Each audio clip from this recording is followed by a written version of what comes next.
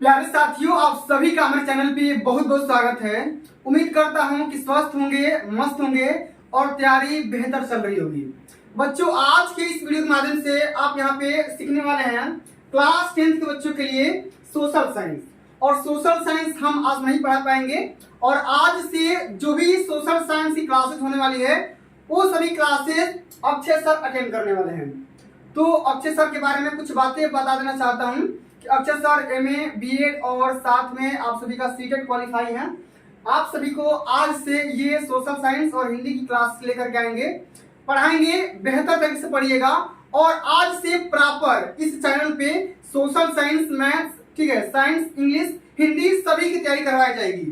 तो भैया आइए बिना टाइम को वेस्ट किए सेशन को स्टार्ट करते हैं और इस सेशन को धमाकेदार स्टाइल से अक्षय सर स्टार्ट करेंगे। पूरा बेहतरीन ढंग से पढ़ाएंगे कि भैया एक एक टॉपिक पूरा बढ़िया से, कई सालों का एक्सपीरियंस है इनका पढ़ाने का, तो इनसे इस चैप्टर का एंजॉय लीजिए आप लोग। ठीक है, तो सर आप इस सेशन को कंटिन्यू करिए।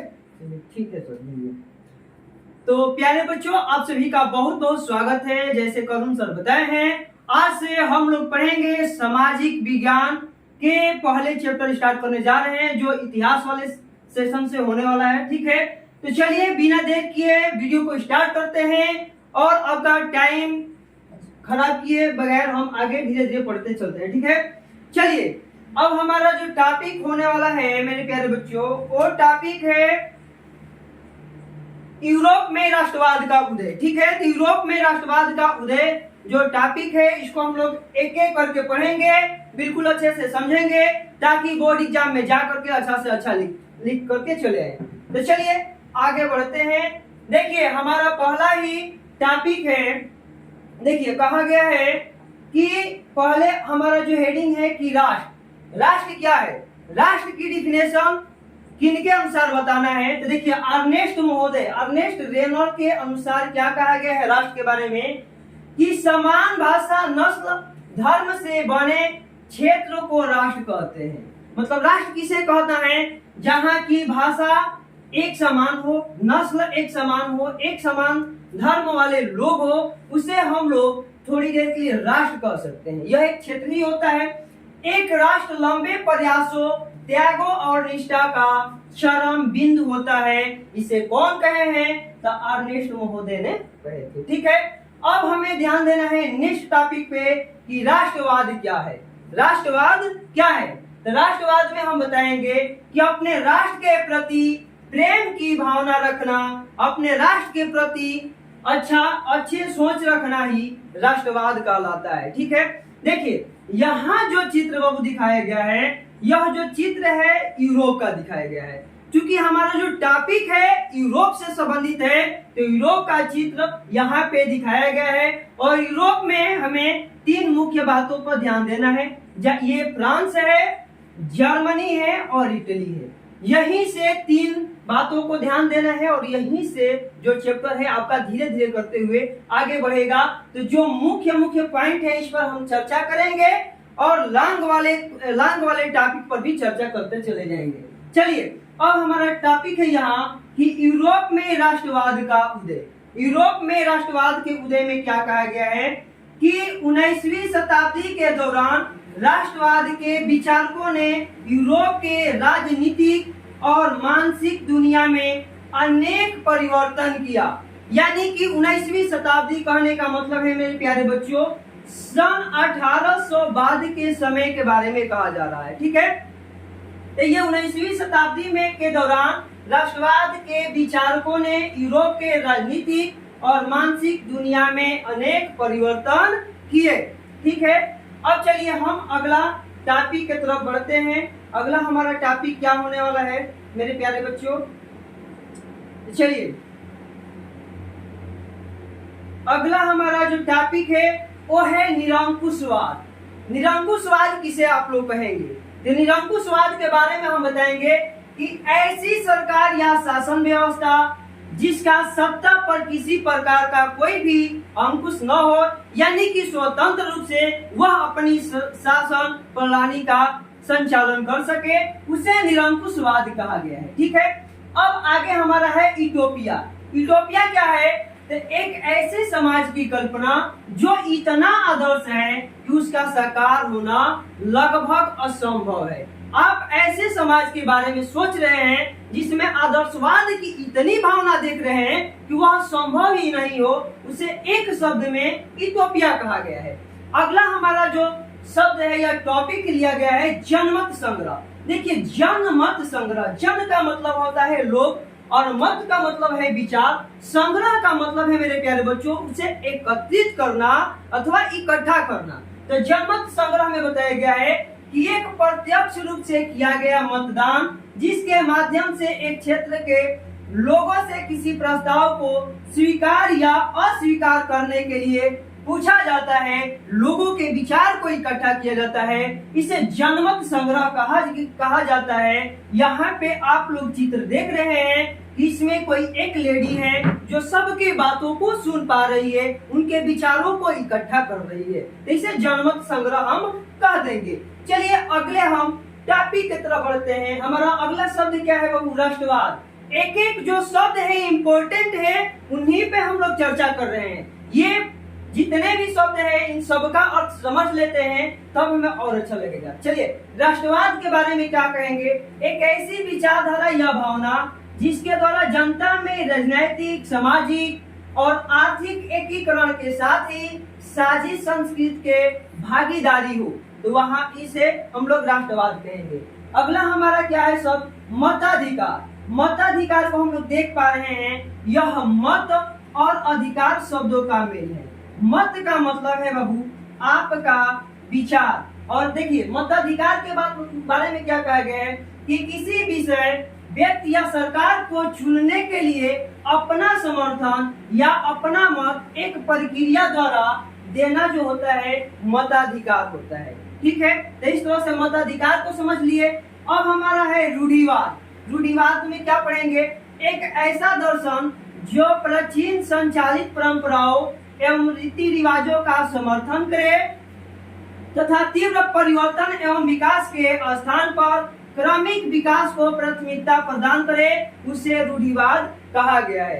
रूढ़िवाद के मतलब यह है कि प्राचीन परंपराएं हैं उसका समर्थन कर रहा है, जैसे एक किसान का बेटा किसान ही होगा, राजा का बेटा ही राजा होगा, ये आपका रूढ़िवाद है या रूढ़िवादिता है। तो इस तरह से जितने इंपॉर्टेंट शब्द हैं उन सब पे हम चर्चा कर लेते हैं और आगे जितने भी लॉन्ग क्वेश्चन हैं या लॉन्ग क्वेश्चन से संबंधित टॉपिक है उन सब पे हम चर्चा करेंगे। तो वीडियो को अंत तक बने रहिएगा मेरे प्यारे बच्चों। चलिए अगला हमारा जो शब्द है इम्पोर्टेंट नारीवाद। नारीवाद क्या है, महिलाओं के अधिकारों एवं उनके हितों का बोध कराना तथा समानता वाली सोच रखना ही नारीवाद कहा गया है।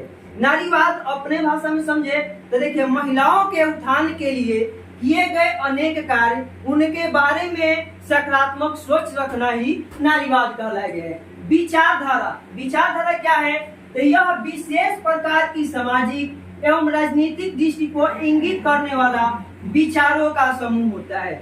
विचारधारा क्या है, तो किसी भी क्षेत्र या किसी राष्ट्र के अधिकतम लोगों के जो विचार होते हैं, जो विचारों का समूह है, वह विचारधारा होता है। चलिए अगला है उदारवाद। उदारवाद में क्या हम पढ़ेंगे बाबू, यह लैटिन भाषा के शब्द लीबर से बना है जिसका अर्थ आजाद है।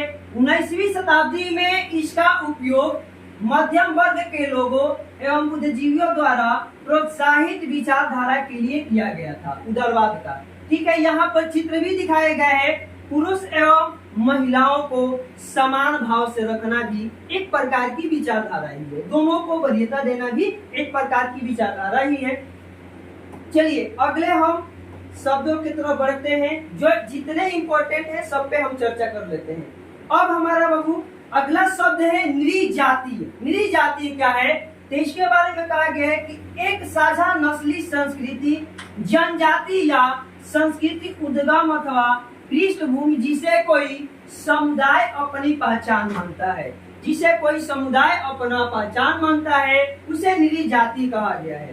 अब हमारा अगला जो शब्द है जालवेराइन। जालवेराइन के बारे में क्या कहा गया है, 1834 ईस्वी में प्रसा की पहल पर एक शुल्क संघ जालवेराइन स्थापित किया गया था। प्रशा के बारे में हम आगे चर्चा करेंगे। प्रशा जो है एक विशेष पद है, ठीक है। चलिए बाबू, आगे है मारियान। मारियान के बारे में क्या है? यह फ्रांस में राष्ट्रीय भावना की रूपक छवि नारी थी, जिसकी छवि मतलब कहने का मतलब है चित्र सिक्कों एवं डाक टिकटों पर अंकित था। अंकित था यानी कि छापा गया था। आपको चित्र दिखाया गया है, ये मारियान है, ठीक है। अब हमारा अगला है जर्मेनिया। जर्मेनिया कौन है? यह जर्मन राष्ट्र का रूपक नारी थी। क्रांति अचानक उत्पन्न होने वाली घटना जिसके द्वारा सरकार या शासन में परिवर्तन लाया जा सकता था, ये जर्मेनिया के चित्रों द्वारा प्रदर्शित किया गया था। तो इनका ये चित्र है जर्मेनिया का। तो इस तरह से हम मारियान जर्मेनिया के भी बारे में जान लिए। आगे जो भी इम्पोर्टेंट हमारा शब्द है उनके बारे में हम चर्चा कर लेते हैं, ठीक है। चलिए अगला हमारा क्या है बाबू? गणतंत्र। गणतंत्र में हम पढ़ेंगे गणतंत्र क्या है, रिपब्लिक क्या है, इसके बारे में चर्चा कर लेते हैं। एक ऐसी राजनैतिक व्यवस्था जिसमें राज्य का प्रमुख जनता द्वारा प्रत्यक्ष या अप्रत्यक्ष रूप से चुना जाता है, उसे गणतंत्र कहेंगे। जैसे हमारा एक देश भी जो भारत है एक गणतंत्र देश ही है, गणतंत्र राष्ट्र है। चलिए अगला है संहिता। संहिता के बारे में क्या कहेंगे कि यह एक नियमावली होती है। संहिता क्या होती है? एक नियमावली होती है जिसमें नियमों की विस्तृत सूची होती है। जितने भी नियम है उसकी विस्तृत सूचना इसमें होती है। श्रेणी संघ व्यवसाय या कामगारों से जुड़े संघ या काश्तकारों का एक संघ भी होता है, इसे संहिता कहा गया है, ठीक है। यह जो झंडा है फ्रांसीसी क्रांति के समय का है, इसे यहाँ पे दर्शाया गया है। चलिए हम नेक्स्ट अगला अपने इम्पोर्टेंट टॉपिक पे चलते हैं। अगला हमारा क्या है मेरे प्यारे बच्चों? महासंघ। क्या है मेरे प्यारे बच्चों? महासंघ। महासंघ क्या है? छोटी छोटी इकाइयों को जोड़कर बनाया गया एक संघ जिसमें आर्थिक, राजनैतिक, सामाजिक एवं सांस्कृतिक इकाइयों को भी जोड़ा जाता है, उसे महासंघ कहा गया है। कई छोटे छोटे जो दल होते हैं, इकाई होती है, उसमें राजनैतिक, आर्थिक विचारधारा के आधार पर उन्हें एक साथ रखा जाता है, इसे हम लोग महासंघ के नाम से जानते हैं। अब रूपक क्या है? रूपक के बारे में पढ़ेंगे। जब किसी अमूर्त विचार में क्या क्या, जैसे लालच है, ईर्ष्या है, स्वतंत्रता है, मुक्ति है, को किसी व्यक्ति या किसी वस्तु के द्वारा इंगित किया जाता है। एक रूपकात्मक कहानी के दो अर्थ शाब्दिक और प्रतिमात्मक हो सकते हैं। जो रूपक होता है आप इसे लिखित रूप से, कहानी के रूप से या प्रतीक के माध्यम से प्रदर्शित कर सकते हैं। चलिए अब नेक्स्ट हम बढ़ते हैं मेरे प्यारे बच्चों। नेक्स्ट हमारा क्या है? अगला है, अब चलिए यहाँ से एक एक बात को थोड़ा डीप में पढ़ेंगे। अब हमारा जो शब्द है वो खत्म हो गए इम्पोर्टेंट शब्द। यहाँ से जो टॉपिक चलेगी डीप में चलेगी। अब चलिए फ्रांसीसी क्रांति और राष्ट्र का विचार। फ्रांसीसी क्रांति और राष्ट्र का विचार के बारे में आप समझिए। तो देखिए फ्रांसीसी क्रांति थी और राष्ट्र का विचार जो था उसे कब माना गया था? तो देखिए इसकी शुरुआत यह माना जाता है कि 1789 में शुरू हुई थी। यह क्यों शुरू हुई थी? तो यूरोप में नहीं बल्कि पहले दुनिया के अनेक जगहों पर राजशाही व्यवस्था थी और राजशाही व्यवस्था इस तरह से मतलब कि आगे चल करके अनैतिक कार्य में लीन होने लगी, जिससे लोगों में जन आक्रोश होने लगा। और वह जन आक्रोश लोगों में इस तरह से व्याप्त हो गया कि लोग अपने राजा एवं राजशाही व्यवस्थाओं के विरुद्ध क्रांति पर उतर आए, ठीक है। तो देखिए इसको फ्रांसीसी क्रांति जो है फ्रांस से उत्पन्न हुई थी। देखिए इसमें क्या क्या पढ़ना है। राष्ट्र की पहली स्पष्ट अभिव्यक्ति 1789 में फ्रांसीसी क्रांति के साथ हुई। फ्रांसीसी क्रांतिकारियों द्वारा फ्रांसीसी लोगों के बीच सामूहिक पहचान की भावना पैदा करने के लिए उठाए गए कदम थे, ठीक है, फ्रांस के लोगों के बीच। अब देखिए इसके लिए यह एक झंडा उस समय का था जब फ्रांसीसी क्रांति इसी झंडे के बैनर तले शुरू की गई थी। चलिए अब आगे है ला पैट्री और ले सिटुएन के विचार, ठीक है। इसके विचार के इन दोनों लोगों के विचार के आधार पर भी फ्रांसीसी क्रांति आगे बढ़ी। नया फ्रांसीसी झंडा का ये निर्माण हुआ था। आगे क्या है, एथेक्स जनरल को चुना गया और उसका नाम बदल करके नेशनल असेंबली रखा गया था। नई स्तुतियां रची गई और शपथ ली गई। केंद्रीकृत प्रशासनिक व्यवस्था की प्रणाली भी स्थापित की गई। आंतरिक आयात निर्यात शुल्क समाप्त कर दिए गए। भार और माप की एक समान प्रणाली लागू की गई। फ्रांसीसी को आम लोगों की भाषा बनाई गई। जो फ्रांसीसी भाषा थी इसे आम लोगों की भाषा बना दी गई। फ्रांसीसी क्रांति के दौरान इतनी घटनाएं तुरंत और पहले ही घटित हो गई। चलिए आगे क्या हुआ, आगे एक एक टॉपिक को हम लोग पढ़ेंगे। देखिए, फ्रांसीसी क्रांति और राष्ट्र के विचार में इन्हीं बातों को अपने भाषा में लिख करके चले आना है। अब चलिए नेपोलियन के बारे में थोड़ा सा पढ़िए। नेपोलियन क्या है, तो नेपोलियन एक सम्राट का नाम है। नेपोलियन क्या है मेरे प्यारे बच्चों, एक सम्राट का नाम है। देखिए इनके बारे में क्या कहा गया था कि फ्रांस में ये 1799 से 1815 तक शासन किए थे। नेपोलियन जो थे 1799 से 1815 तक शासन किए थे। 1799 में प्रथम राजदूत बन करके पूर्ण अधिकार प्राप्त कर लिया था। पूरे फ्रांस में ये पूर्ण अधिकार की प्राप्ति कर लिए थे। इनका ये उस समय का एक फोटो है जिसे यहाँ दिखाया गया है। चलिए 1804 की नागरिक संहिता अथवा नेपोलियन की संहिता, इसे ही नेपोलियन कोड भी कहा जाता है या नेपोलियन संहिता कहा जाता है। इसमें नेपोलियन ने क्या क्या चेंज किए थे, क्या क्या नियम लाए थे, उन्हीं को संहिता, उन्हीं नियमों को लिख करके नेपोलियन कोड भी कहा गया है। देखिए पहला क्या हुआ था, कानून के समक्ष बराबरी और संपत्ति के अधिकार को सुरक्षित बनाया था। जो नेपोलियन थे उन्होंने कहा था कि कानून के लिए चाहे जो कोई भी हो सबको एक बराबर दृष्टि से देखा जाए एवं उनके संपत्ति के अधिकार को सुरक्षित बनाया गया था। आगे क्या था, प्रशासनिक विभाजन को सरल बनाया था, यानी कि ये अपने शासन प्रणाली को चलाने के लिए शासन के उच्च से लेकर के निम्न स्तर तक के अधिकारियों को कई भागों में अपने हिसाब से वर्गीकृत कर करके प्रशासन व्यवस्था को संचालन किया था। सामंती व्यवस्था को समाप्त किया था। जो सामंतवाद था उसे क्या कर दिए थे, इन्होंने समाप्त कर दिए थे। किसानों को भू दासत्व और जागीरदारी शुल्कों से मुक्ति दिलाई थी। जो किसान थे उनके भू दासत्व यानी अधिक से अधिक उनसे कर लिया जाता था, उनको क्या कर दिए, इनसे थोड़ा सा उनको मुक्ति मिल गई। यातायात और संचार प्रणालियों में सुधार किया गया था। यातायात और संचार के प्रणालियों में नेपोलियन संहिता में क्या कर दिया गया था, सुधार किया गया था। नेपोलियन ने राजनीतिक स्वतंत्रता छीन ली। जो इनमें यही एक यहाँ दिक्कत है कि नेपोलियन ने राजनीतिक स्वतंत्रता छीन ली, करों में वृद्धि की, सेंसरशिप लगाई और लोगों को फ्रांसीसी सेना में शामिल होने के लिए मजबूर कर दिया। तो नेपोलियन संहिता में ये जो शब्द है ये भी जोड़ दिए गए थे कि उन्होंने राजनीतिक स्वतंत्रता ही छीन ली और लोगों से जबरन इस प्रकार से मजबूर किया गया था कि वो फ्रांसीसी सेना में आकर के शामिल हो जाए। 1804 की नागरिक संहिता अथवा नेपोलियन संहिता में इन जो मोस्ट इम्पोर्टेंट शब्द है इन सबको याद करके रखना है। ये बार बार हर बार पूछता है। चलिए आगे का हम टॉपिक पे चर्चा करते हैं। नेक्स्ट टॉपिक क्या है, यूरोप में राष्ट्रवाद का निर्माण। अब पढ़ेंगे, सामूहिक पहचान या समान संस्कृति नहीं होने के कारण कोई भी राष्ट्र राज्य यूरोप में नहीं थे।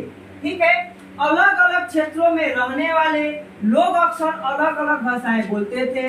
उदाहरण के लिए यहाँ पे बताया गया है, हंगरी की आधी आबादी मैग्यार भाषा बोलते थे, जबकि बाकी आधी आबादी दूसरी विभिन्न भाषा बोलते थे।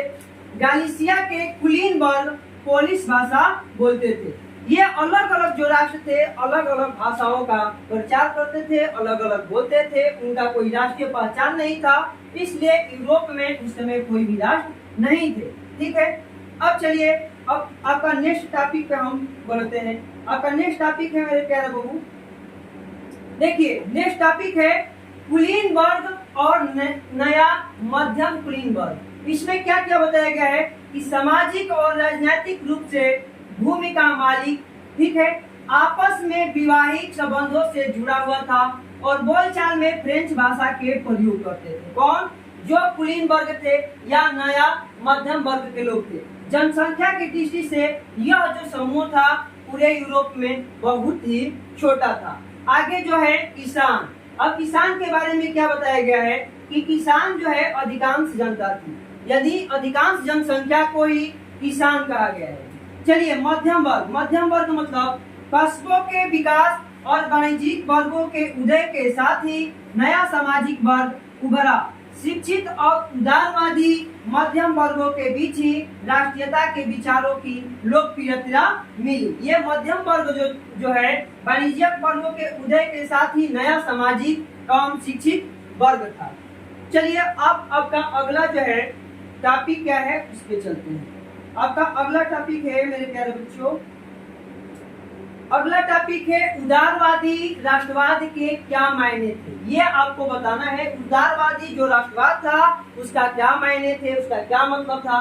तो देखिए उदारवाद व्यक्ति की आजादी और कानून के समक्ष बराबरी के लिए खड़ा था। उदारवाद जो था वो हर लोगों को आजादी देना चाहता था, कानून के समक्ष सबको बराबरी रखना चाहता था। इसमें क्या क्या कहा गया था?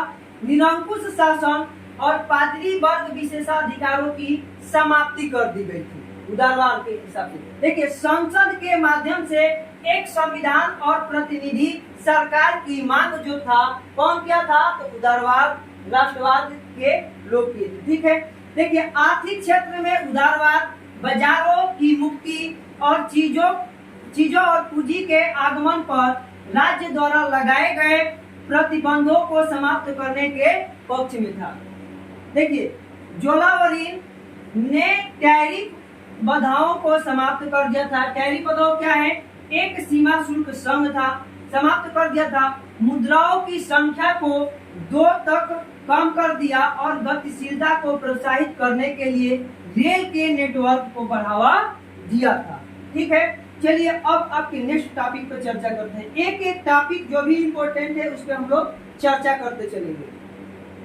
अगला हमारा टॉपिक है 1815 के बाद एक नया रूढ़िवाद आया। उसमें क्या क्या बताया गया? 1815 के बाद जो नया रूढ़िवाद है उसमें क्या बताया गया था? नेपोलियन द्वारा शुरू किए गए परिवर्तनों से यह मान लिया गया कि राज्य और समाज के स्थापित स्थानों को मजबूत बनाने में सक्षम है। ठीक है, अब 1815 की वियना की संधि, 1815 में वियना की संधि हुई थी। इसमें क्या कहा गया?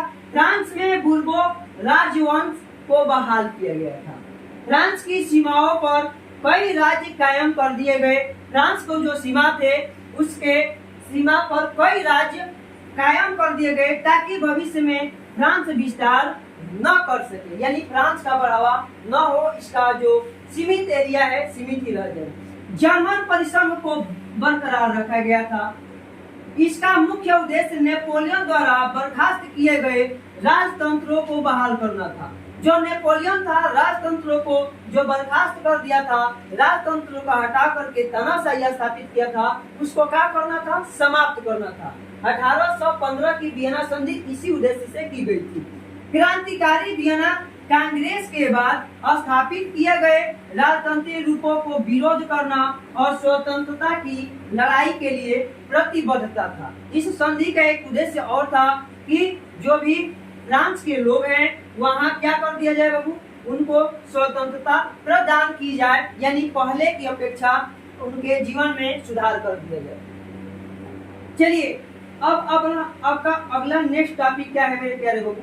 एक एक टॉपिक जो है बिल्कुल इम्पोर्टेंट है। अगला हमारा टॉपिक है जोसेफ मैक्सिमी। इनका नाम बहुत बार चर्चा में है। जब भी यूरोप में राष्ट्रवाद एवं फ्रांस की क्रांति की बात होती है तो इनका भी नाम आता है। देखिए 1807 में जिनेवा में ये पैदा हुए थे। 1807 में इनका जन्म कहाँ हुआ था? जिनेवा।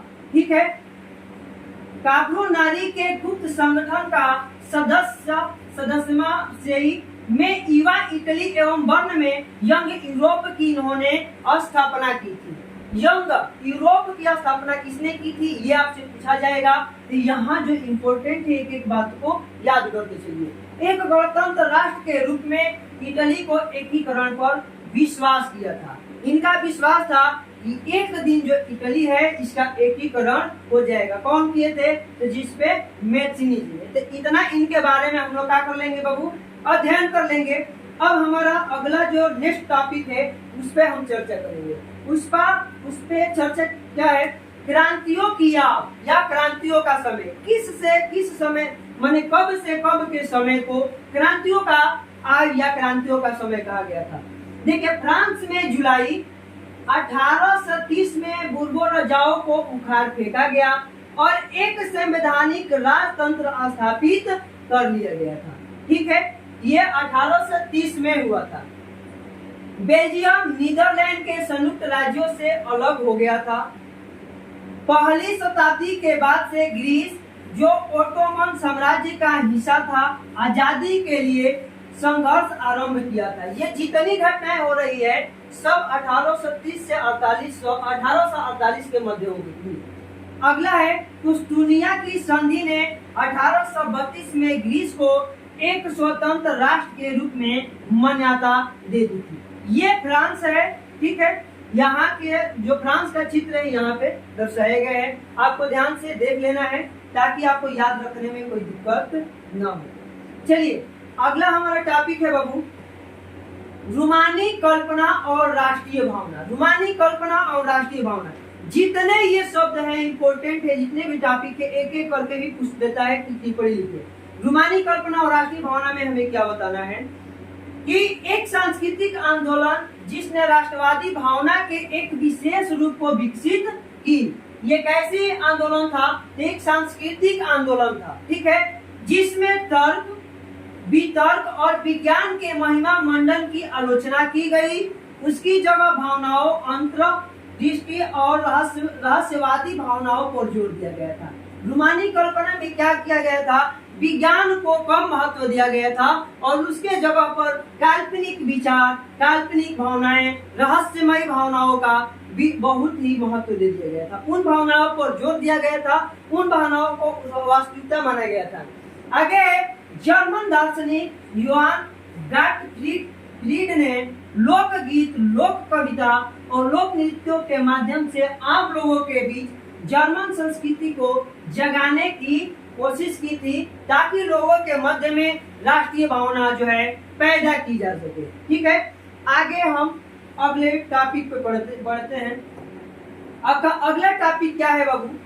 तो अगला टॉपिक है, देखिए, भूख, कठिनाइयां और जन विद्रोह। भूख, कठिनाइयां और जन विद्रोह के बारे में क्या बताया गया कि अधिकांश देशों में उपलब्ध रोजगार की तुलना में नौकरियां ढूंढने वाले अधिक थे। उस समय क्रांति होने का ये भी एक मुख्य कारण माना गया था। ग्रामीण इलाकों की अतिरिक्त आबादी शहर जाकर भीड़ भाड़ वाले गरीब बस्तियों में रहने लगी। जो ग्रामीण लोग थे उस समय क्या हुए थे? शहर जाकर के भीड़ भाड़ एवं गरीब जो बस्तियां थी उन्हीं में जाकर ये लोग भी शिफ्ट हो गए, रहने लगे। खाद्य पदार्थ की कीमत बढ़ने या फसल के खराब होने के कारण शहरों और गांवों में व्यापक गरीबी फैल गई थी। जो खाद्य सामग्री था कि उनकी कीमत क्या हो गई? बढ़ गई, फसल खराब हो गए और इस तरह से शहर में भी और गांव में भी गरीबी फैल गई थी। वर्ष 1848 में पेरिस के लोग सड़क पर उतर आए और लुई फिलिप को भागने पर मजबूर किया। अंततः नेशनल असेंबली ने पेरिस को एक गणराज्य घोषित कर दिया। पेरिस को क्या कर दिया? एक गणराज्य घोषित कर दिया। और यहाँ से किसको भगाया गया था? तो लुई फिलिप्स को भगा दिया गया था। वर्ष 1845 में सिलेसिया में बुनकरों ने ठेकेदारों के खिलाफ जन विद्रोह किया था। क्यों भाई? तो भूख, कठिनाई और यह जन विद्रोह ही है। लोगों में खाने के जो थे खाद्य पदार्थों की कमी होने के कारण ये सारी की सारी घटनाएं हुई थी। तो इस पर टिप्पणी लिखने को आता है। चलिए, अब आगे हमारा क्या है बाबू? आगे हमारा है 1848 उदारवादियों की क्रांति। 1848 के उदारवादियों की क्रांति पर क्या पढ़ना है हमें? देखिए, क्रांति का नेतृत्व शिक्षित मध्यम वर्गों ने किया। इन्होंने संविधानवाद की मांग को राष्ट्रीय एकता के साथ जोड़ दिया। जो 1848 में उदारवादियों की क्रांति हुई थी, इसका नेतृत्व शिक्षित लोग किए थे एवं मध्यम वर्ग लोग किए थे। इन लोगों का क्या मांग था कि संविधानवाद है, जो नियम है, कायदे हैं, कानून है, उन्हें राष्ट्रीय एकता के साथ ये लोग क्या कर दिए, ले जा करके जोड़ दिए, ताकि राष्ट्रीय भावनाओं को अधिक से अधिक रूप से जागृत किया जा सके। फ्रैंकफर्ट संसद, इसके बारे में हम क्या पढ़ेंगे। 18 मई 1848 को राजनीतिक संगठन के 1831 निर्वाचित सदस्यों ने फ्रैंकफर्ट संसद की बैठक सेंट पॉल के चर्च में आयोजित किया, ठीक है। और जर्मन राष्ट्र के लिए एक संविधान का मसौदा तैयार किया गया था। यहाँ से पूछा जाएगा कि फ्रैंकफर्ट संसद की स्थापना कब की गई थी और जर्मन राष्ट्र के लिए संविधान का मसौदा कब तैयार किया गया था। तो ये दोनों आपको याद रखना है। 18 मई 1848 को यह प्रशिया के राजा द्वारा अस्वीकार किया गया था और वही संसद का सामाजिक आधार कमजोर हो गया था, क्योंकि श्रमिकों, मजदूरों और महिलाओं को कोई अधिकार नहीं दिया गया था। साथ ही साथ फ्रैंकफर्ट संसद में ये भी बताया गया था, उनमें क्या क्या था, महिलाओं को कोई अधिकार ही नहीं दिया गया, महिलाओं को केवल मुख्य दर्शक बना करके रख दिया गया था, मतलब वो केवल बातों को देख सकती थी, सुन सकती थी, हस्तक्षेप नहीं कर सकती थी। इन्होंने निरंकुशवाद राजतंत्रों में कुछ बदलाव लाने के लिए मजबूर किया। भूदासत्व और बंधुता श्रम को समाप्त कर दिया गया। हंगरी को अधिकांश स्वायत्तता दी गई थी। फ्रैंकफर्ट संसद में ये सारी चीजें घटनाएं घटी थी। चलिए आपके अगला जो है नेक्स्ट टॉपिक पे हम पढ़ते हैं। नेक्स्ट टॉपिक है हमारा बाबू जर्मनी और इटली का निर्माण। यही पूछता है कि जर्मनी और इटली का एकीकरण भी कह लेता है। तो चलिए एक एक बात पढ़ते हैं। जर्मनी का एकीकरण में प्रक्रिया क्या हुई। सबसे पहले प्रशा की सेना और नौकरशाही की मदद से ओटो एंड बिस्मार्क ने राष्ट्रीय एकीकरण के लिए आंदोलन का नेतृत्व किया, ठीक है। जो ये ओटो वैन बिस्मार्क है, राष्ट्रीय एकीकरण के लिए आंदोलन किसके मदद से किए, तो प्रशा की सेना और नौकरशाही की मदद लेकर के वहां पे एकीकरण के लिए आंदोलन का नेतृत्व हो गया, ठीक है। 7 वर्षों के दौरान 3 युद्धों में प्रशिया की जीत हुई और एकीकरण की प्रक्रिया पूरी हुई। प्रशा के कैसर विलियम प्रथम ने नए जर्मन साम्राज्य का नेतृत्व कर दिया। नए जर्मन साम्राज्य का नेतृत्व किसे दिया गया, तब विलियम प्रथम को। ये भी हमेशा पूछता है, ठीक है। तो इस यहाँ से हमें याद रखना है। अब इटली के एकीकरण के बारे में ध्यान दीजिए। इटली 7 राज्यों में बटा हुआ था। जो इटली था पहले कितने राज्यों में बटा हुआ था, पूरे के पूरे 7 राज्यों में बटा हुआ था, जिनमें से केवल एक सार्डिनिया पिडमांट पर एक इतालवी राजघराने का शासक था। जिनमें से केवल एक ही था जहां इतालवी राजघराने का शासक था। जिउसेप्पे मैज़िनी के द्वारा एक एकीकरण कार्यक्रम की शुरुआत किया गया था, लेकिन यह क्या हो गया, असफल हो गया। यह सफल ही नहीं हुआ। मंत्री प्रमुख कैवोर ने जोसेफ गैरिबाल्डी की मदद से आंदोलन का नेतृत्व किया था और 1861 में विक्टर इमैनुअल द्वितीय यहाँ है, ठीक है बाबू, द्वितीय को एकीकृत इटली का राजा घोषित कर दिया गया था। तो इस तरह से इटली की एकीकरण की प्रक्रिया संपन्न हुई। चलिए अब आपका नेक्स्ट टॉपिक लेते हैं। नेक्स्ट टॉपिक हमारा कह रहे बाबू कि ब्रिटेन का अजीब दास्तान। ये भी ध्यान देना है, ये अजीब है, ब्रिटेन का अजीब दास्तान। इसमें क्या आपको याद रखना है, क्या क्या बताया गया था ब्रिटेन के बारे में, आप लोग जानते ही हैं। देखिए 1688 में संसद के माध्यम से एक राष्ट्र राज्य का निर्माण हुआ, जिसके केंद्र में इंग्लैंड था। जिसके केंद्र में किसको रखा गया था, इंग्लैंड को, यानी इंग्लैंड को वरीयता दी गई थी। अंग्रेजी सांसद ने राजशाही से ताकत छीन ली थी। अंग्रेजी जो शासक थे या शासन था, वो क्या कर लिया था, अंग्रेजी संसद वो राजशाही से ताकत छीन ली थी। चलिए यूनियन अधिनियम 1707 में परिणाम स्वरूप यूनाइटेड किंगडम ऑफ ब्रिटेन का गठन हुआ था। असफल क्रांतियों के बाद 1801 में आयरलैंड को बलपूर्वक यूनाइटेड किंगडम में शामिल कर दिया गया था। जो ये ब्रिटेन का अजीब दास्तान है, इसमें देखिए क्या हुआ था। 1801 ईस्वी में आयरलैंड को पूरे बलपूर्वक उसको कहा यूनाइटेड किंगडम में जबरन शामिल कर लिया गया था। नया ब्रितानी राष्ट्र का निर्माण किया गया और एक प्रमुख एंग्लो संस्कृति का प्रचार प्रसार किया गया था। एंग्लो संस्कृति का क्या हुआ था बाबू? प्रचार प्रसार हुआ था। इस संस्कृति के माध्यम से अंग्रेजी भाषाओं पर जोर भी दिया गया था, यानी अंग्रेजी भाषाओं का प्रचार भी यहीं से बहुत तेजी से होना शुरू हो गया था। चलिए आगे हम पढ़ते हैं। अगला हमारा टॉपिक है राष्ट्र की दृश्य कल्पना। राष्ट्र की दृश्य कल्पना में क्या है? राष्ट्र को महिला के आकृति रूपक के रूप में चित्रित किया गया था।